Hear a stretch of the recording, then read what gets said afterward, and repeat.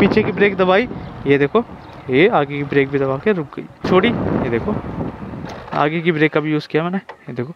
फिर मेरा tyre skit हुआ, ये देखो आपको निशान दिख रहा होगा भाई। पीछे की ब्रेक लगाई, क्लच दबा के आगे की ब्रेक लगाई, जब मुझे लगा बाइक स्लो होने वाली है, देखो बाइक बंद नहीं हुई और बाइक भी रुक गई।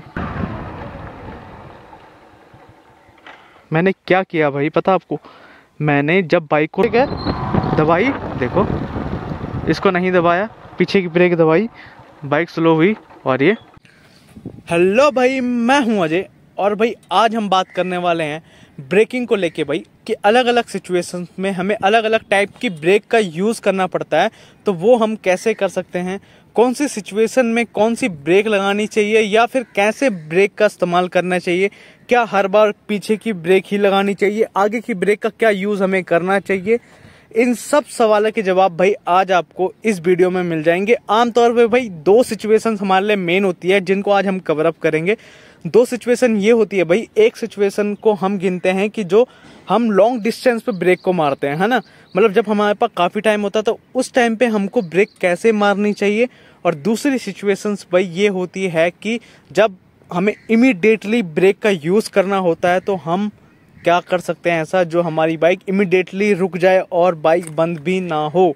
तो भाई जैसे मैंने आपको अभी बताया कि हमारे पास दो टाइप की ब्रेकिंग होती है, एक होती है लंबे टाइम वाली, मतलब जो हमारे पास काफ़ी अच्छा डिस्टेंस होता है वहाँ पे हम लगाते हैं। दूसरी ब्रेक आती है भाई जहाँ पे हमें इमीडिएटली ब्रेक को लगाना होता है। ठीक है, आपको मैंने समझा दिया दोनों चीज़ों के बारे में। अब एक बार भाई मैं आपको पहले थ्योरी में बता देता हूँ कि आपको मेनली करना क्या है, क्योंकि जब मैं प्रैक्टिकली उस चीज़ को अप्लाई करूँ ताकि आपको पता हो कि हाँ ये चीज़ ऐसे अप्लाई की। अगर मैं डायरेक्ट आपको प्रैक्टिकली बता दूंगा ना अभी जाके, तो आपको दिखेगा बस कि हाँ इसने ऐसे ब्रेक मारी, बट उसके पीछे का रीज़न आपको समझ नहीं आएगा। तो एक बार भाई आप पहले रीज़न भी समझ लो, ताकि अगर आप जब कभी इस सिचुएशन में आओ और ब्रेक लगाने जाओगे ना तो आप इजीली ब्रेक लगा लोगे, क्योंकि आपने थ्योरी देख रखी होगी, समझ रखा होगा कि क्यों हमें उस ब्रेक का ऐसे इस्तेमाल करना है, इस सिचुएशन में ऐसे इस्तेमाल करना है, इन सब चीज़ों के बारे में भाई। ठीक है, तो पहली सिचुएशन आती है हमारी भाई जब हमारे पास लंबा डिस्टेंस होता है, मतलब हमारे पास काफ़ी टाइम होता है, हमें पता है कि हमने इस पॉइंट से उस पॉइंट पे रुकना है। तो उस सिचुएशन में हम क्या करते हैं, जैसे हमने भाई लास्ट वीडियोस में भी कवर अप कर रखा है कि हमको अपनी रेस को छोड़ देना है। ठीक है भाई, याद रखना, हमको अपनी रेस को छोड़ देना है पूरी तरह से। दूसरी चीज़, हमको क्लच नहीं दबाना है, क्योंकि भाई आप सभी को पता लग गया अब तो कि क्लच भी हमारी बाइक को रोकने में मदद करता है। ठीक है, तो हमको क्लच भी नहीं दबाना है। ध्यान से सुन लो भाई, हमको रेस छोड़नी है, क्लच नहीं दबाना है, फिर पीछे वाली ब्रेक का इस्तेमाल करना है। उसके बाद आप देखोगे आपकी बाइक की जो रुकने की स्पीड है ना वो डबल हो जाएगी। क्यों? क्योंकि आप इसको नहीं दबाओगे, जिसके कारण ना हमारी बाइक को हमारा इंजन भी रोकने की पूरी कोशिश करता है।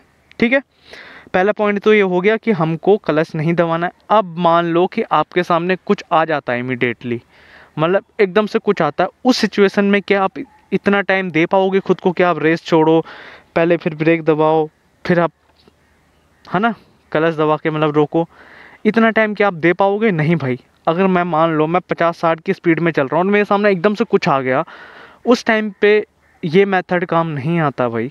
उस टाइम पे हमारा दूसरा मेथड काम आता है, वो होता है भाई कि हमको ये तो फॉर्मेट सेम है भाई। देखो, आपको रेस तो कम करनी पड़ेगी, जाहिर सी बात है। अगर इसको दे के रखोगे फिर ब्रेक लगाओगे तो बहुत ज़्यादा गंदा साउंड करती है बाइक, बहुत ज़्यादा, क्योंकि इसको जितना आपको पता है, जितना आप घुमाओगे तो बाइक आवाज़ करती जाएगी।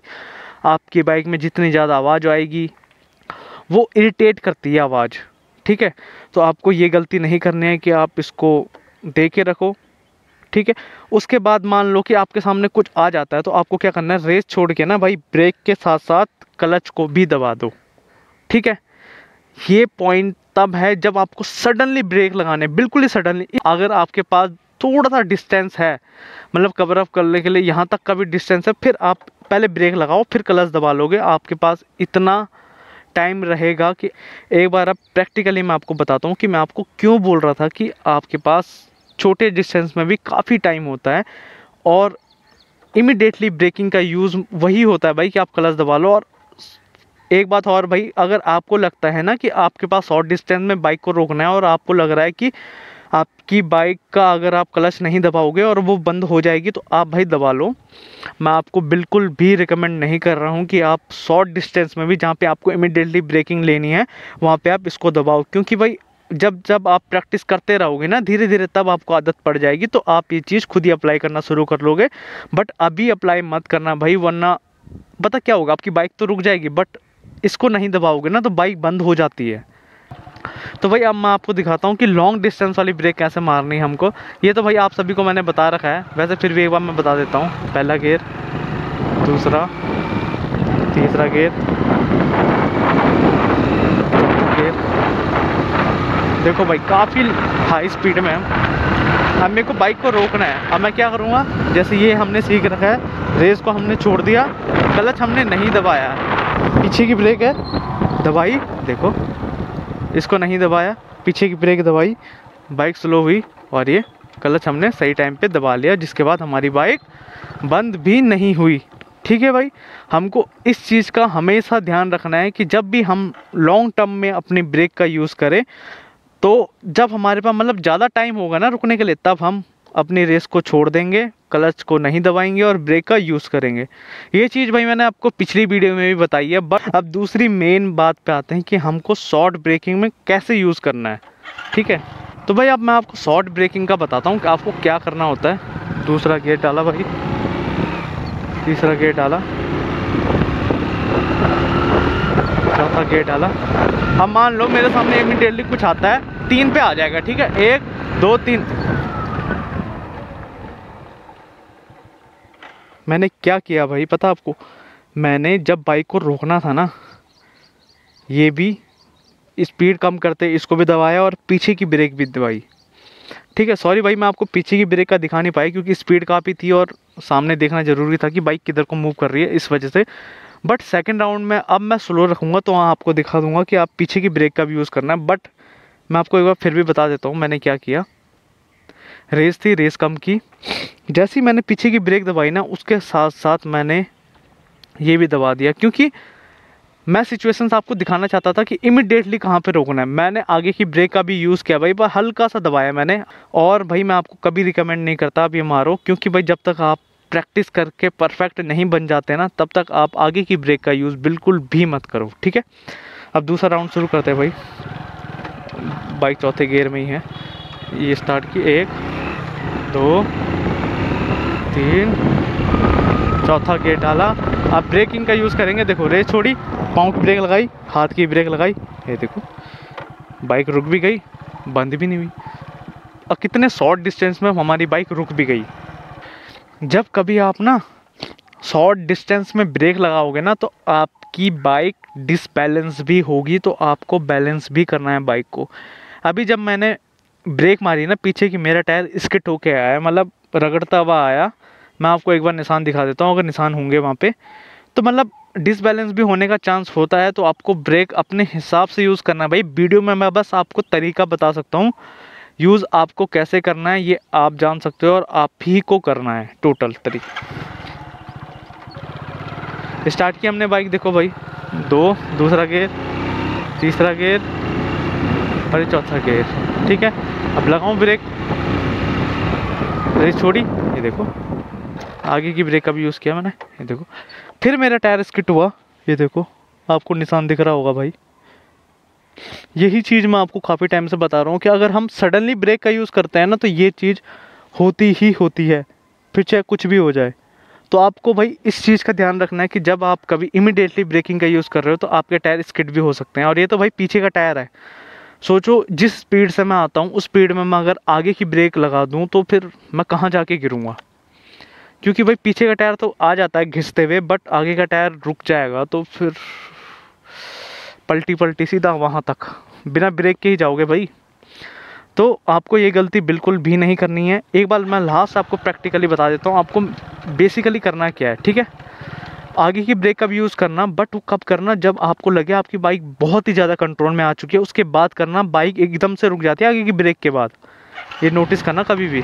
ये 1, ये 2 3 4 अब देखो भाई स्पीड भी बना ही लेता हूँ मैं पहले। अब रोकनी है मेरे को बाइक, ठीक है। अब मैं क्या करूँगा, पहले रेस छोड़ी, पीछे की ब्रेक लगाई, क्लच दबा के आगे की ब्रेक लगाई। जब मुझे लगा बाइक स्लो होने वाली है, देखो बाइक बंद नहीं हुई और बाइक भी रुक गई और पीछे स्किड भी नहीं हुई। इसका रीज़न क्या था, मैंने सॉफ्ट हैंड से ब्रेक मारी थी। अब ये चीज़ भाई आपको ना खुद ही पता लगेगी, ये मैं आपको वीडियो में नहीं समझा सकता सॉफ्ट हैंड क्या होता है। मतलब भाई ब्रेक को पावर से ही पुश करना, बट ऐसे पुश करना है कि आपकी बाइक में स्किड ना बजे। ये आप अपनी बाइक पे बैठ के ही कर सकते हो। ये 2 मेथड मैंने बता दिया आपको। एक बार मैं आपको फिर से दिखा देता हूँ कि आपको बेसिकली करना क्या है। दूसरा, तीसरा, ये हम नॉर्मल टाइप की ब्रेकिंग लेंगे भाई, बिल्कुल ही नॉर्मल जैसे हम ब्रेक मारते हैं, हम कैसे ब्रेक लगा सकते हैं नॉर्मल टाइप से। रेस छोड़ी, पीछे की ब्रेक दबाई, ये देखो ये आगे की ब्रेक भी दबा के रुक गई। ये होती है भाई नॉर्मल टाइप की ब्रेकिंग।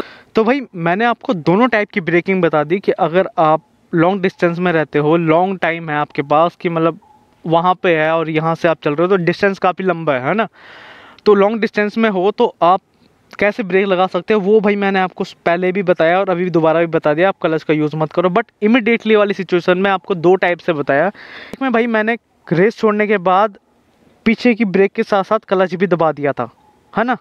और दूसरी सिचुएशन बताई मैंने भाई इमिडिएटली वाली कि जिसमें मैंने ना पीछे की ब्रेक तो दबाई, उसके साथ साथ मैंने आगे की ब्रेक का भी यूज़ किया। वो कब किया, क्योंकि मेरी बाइक स्लो हो गई थी, कंट्रोलेबल थी।